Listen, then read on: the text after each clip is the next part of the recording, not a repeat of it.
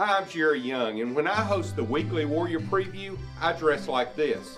But when I go to Nino's Italian restaurant, I dress like this. That's because Walter Corona and his staff at Nino's Italian restaurant give me 10% off my entire bill just for wearing Warriors gear.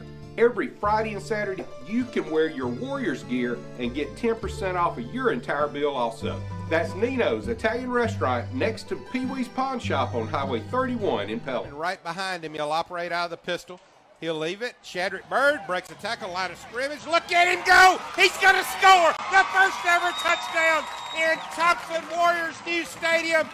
Put Shadrick Bird's name in the record books.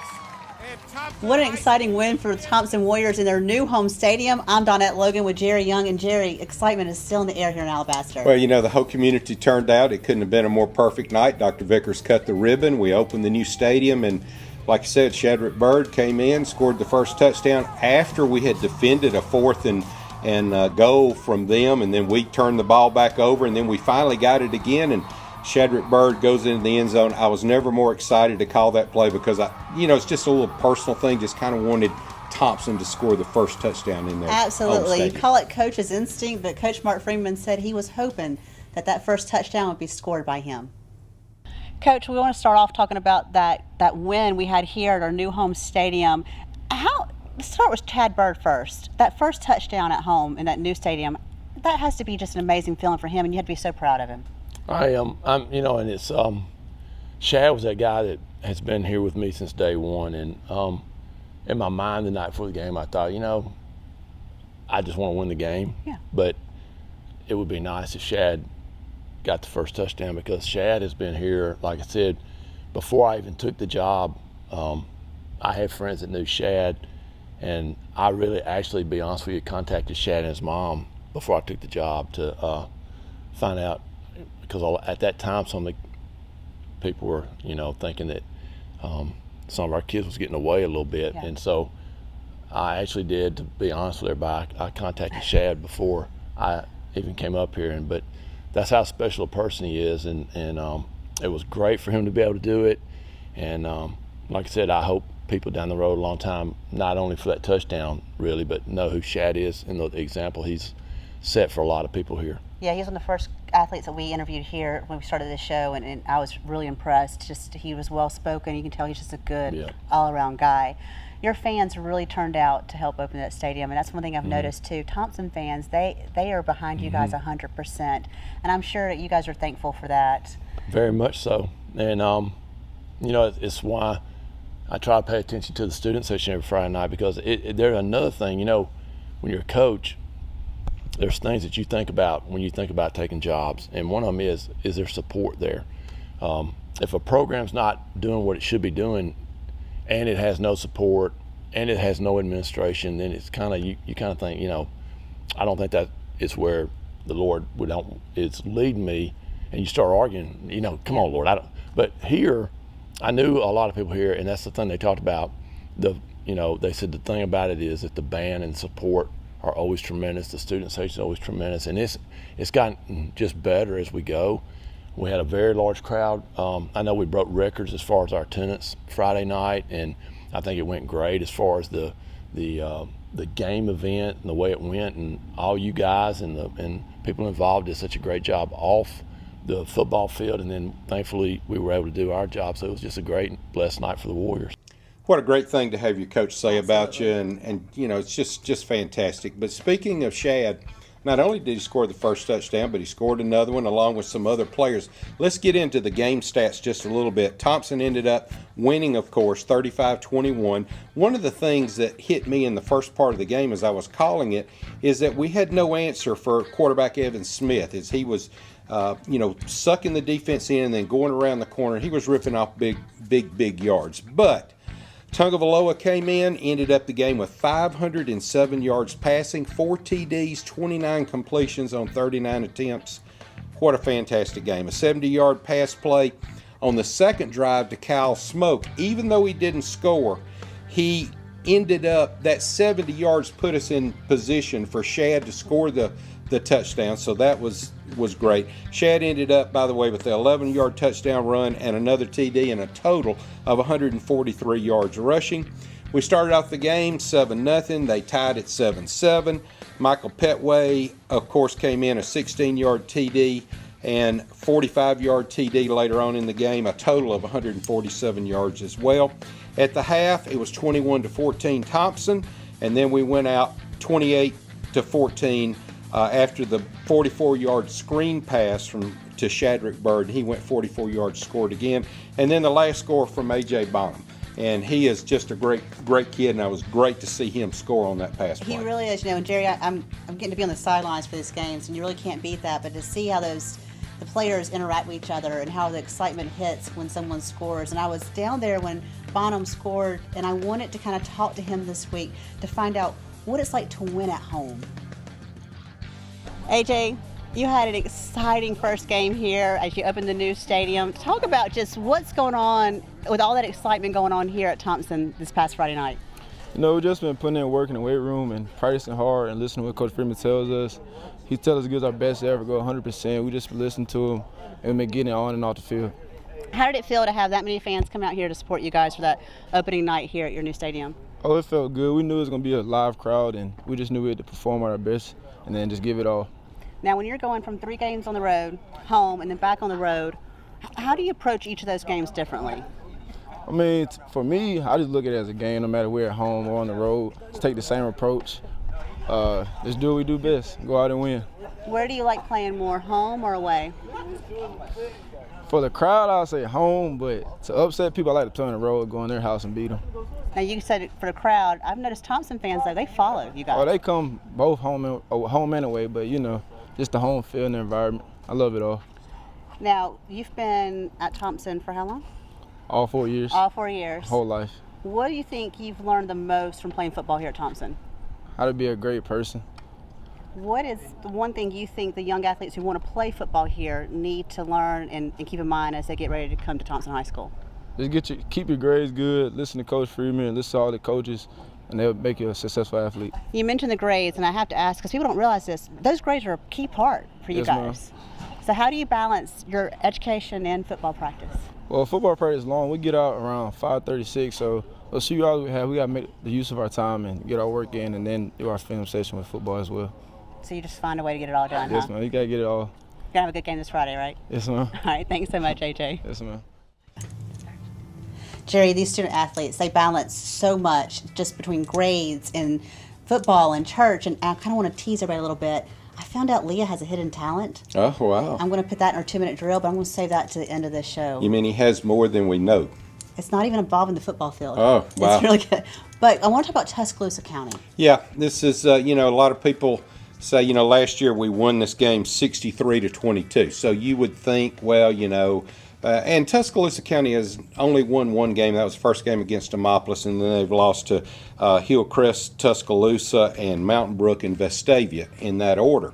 So on paper, you would say, we're going to go in there and take care of business, and we should. But it's also one of those teams that are very quick, they're very big, they're strong up front, and they don't quit. Like Vestavia score, we thought they were out of it early. They came back and scored 19 points to make it a final score of 28-19. So they're not going to give up. Tuscaloosa County, we're going into their stadium. We've got to travel. That's always hard to do. This is one of those games that you've got to like Coach Freeman says, every week the next opponent. You cannot overlook them. We know we got big games. And another thing, you don't want to play bad and have an off week because we got an off week. Right. So now you got to go to your position coaches and practice for the next 2 weeks. Let me tell you, you don't want to be the one that missed an assignment because now you got 2 weeks that you got to work on it and do the kind of drills that we don't like to do. It's funny you said that because I actually talked to Coach Freeman today, and that was something he was saying, don't sleep on Tuscaloosa County. They have to go in this game and be prepared for it like they would any other opponent. Absolutely. What are you guys looking for when you get ready to take on a team like Tuscaloosa County? The thing about them every year, they're athletic, and they got really good-looking players, and they win a game or two a year that they might not necessarily be the favorite to win, and you just go in thinking, we've got to play really good. And the thing is, when you go down there, it's always something you gotta go down there and you gotta play good. Yeah. And so We got to go down and we got to play good, and we got to come out and really, really play ourselves like we talk about we do, and go down and do what we've done. And we've had a good week of practice working on the things that we do to be great. And last week we didn't play great. We were able to win the game. We're still making some of the same mistakes on offense we've been making, dropping balls, not necessarily lining up right on plays. We let the quarterback get free 2 or 3 times. We worked all week on tackling the quarterback. And so we're still that team that we're in transition from going from really good last year to find out this year who's going to step up. So every week we're hoping to find 2 or 3 people that will step up and help us, be what we want to be in the long run. When we make the playoffs, we need to be a lot better than we are right now. You say you still have lots of things to work on from that game, and I always find the teams that are really successful and do well and that work well together, they take those victories and they find every little thing they need to fix and work on. And you guys will have Tuscaloosa County, then a bye week, so you'll be doing a lot of work in the next 2 weeks, I'm sure. We will. In the bye week, we'll self-evaluate. We'll go back and look at our tendencies and self-scout ourselves that week. Give the kids a little bit, assuming everything goes good Friday night, we'll get the kids a little bit of rest, and we'll self-evaluate. We'll see what are our tendencies as a team, as a coaching staff, and we'll take the first part of that week to work on ourself and anything that we might be doing to tip our hat to some things, and then we'll start working on Spain Park like normal next Sunday. Yeah. Coach, thanks so much. I appreciate it. Thank you so much. So we have to keep traveling well. Like he said, we cannot sleep on Tuscaloosa County. So we need Thompson fans to just head to Tuscaloosa County Friday night and be there to support our Warriors. And you might want to leave a little early. We always say this every week. The traffic's always tough. Of course, we're going to Northport. A lot of folks know the Tuscaloosa area, so that's not a big deal. But it's going to be backed up, and we always travel well. And there's going to be a lot of folks going down the interstate, so make sure you get there in time. By the way, you can listen to the game like you can every Friday night on the Warrior Nation Network. You can go to warriornationnetwork.org and download the free app or listen to it there, however you want to do it. But we're every Friday night. Donette's usually on the sidelines, and Seth Hagan will join me in the booth as well. We know Leah's a big player for our team. Everybody's been watching him because of his brother.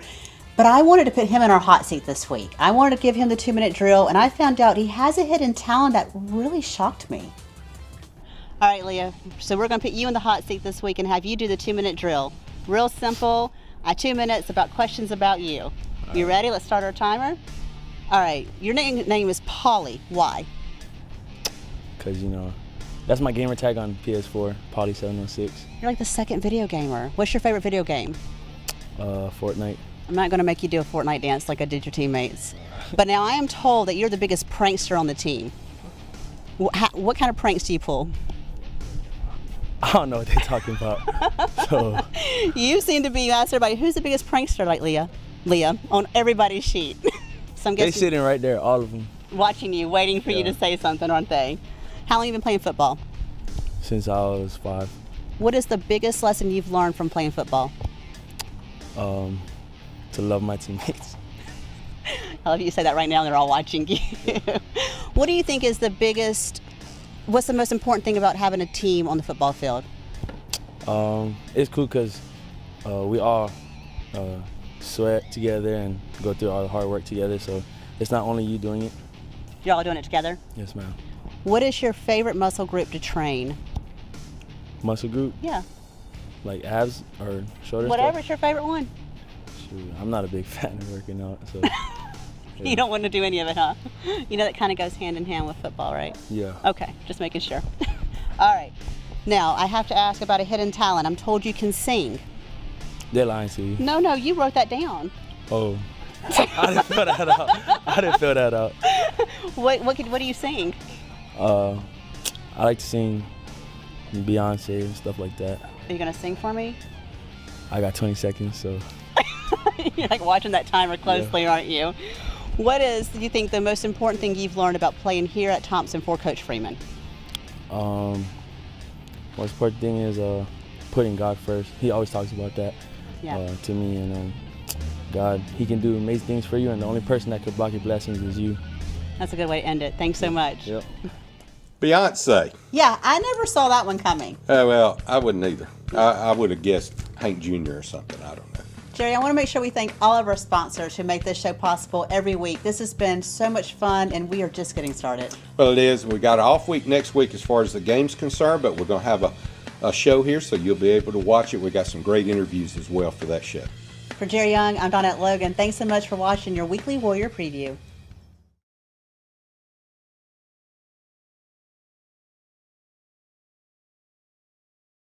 The Weekly Warrior Preview is supported locally by Alabaster Optical and Hearing Aids, serving our community and supporting the Thompson Warriors for over 42 years. Come see us for all your optical and hearing aid needs. Albritton and Artavino Family Dentistry, where we take care of you and your family's dental needs. Our office now offers same-day single appointment crowns, benefiting our patients and saving them time. Childers Heating and Cooling, family owned and operated since 1996. LJ's Retail Therapy, every girl's one-stop shop. Shelby Fence, quality fences at competitive prices. Paul's Diamond Center, where Birmingham gets engaged. Rehab Select at Shelby Ridge. We love to cheer on our Warriors and our rehab patients. Come and take a tour of our top-rated rehab facilities. A to Z Auto Repair. Auto repairs? We've got you covered. Gym Time 24-Hour Fitness Center has everything you need to get in shape and stay Warrior strong. We even have a smoothie bar that's open to the public. Come see us and taste the difference. Glitz and Gowns. Glitz girls wear it best. Allstate, the family agency. You're in good hands with Allstate. Team Massey Real Estate. Out-of-the-box service. Healthy Harveys. Good health is happiness. Brooklear Health Mart Pharmacy. Your hometown pharmacy. The Elaine Roberts Foundation. Ridding the world of rhabdo and all childhood cancers. Leave it to Weaver Upholstery. Just ask if we can do it. Video Visions Media Marketing, your local marketing experts. Sanchez Tannehill. Make sure to look for his new book, God Did It, at your local bookstore or Amazon.com. The Sassy Shopper Boutique, the boutique for warrior moms. Nino's Italian Restaurant. Wear your Thompson gear on Friday and Saturdays for a 10% discount.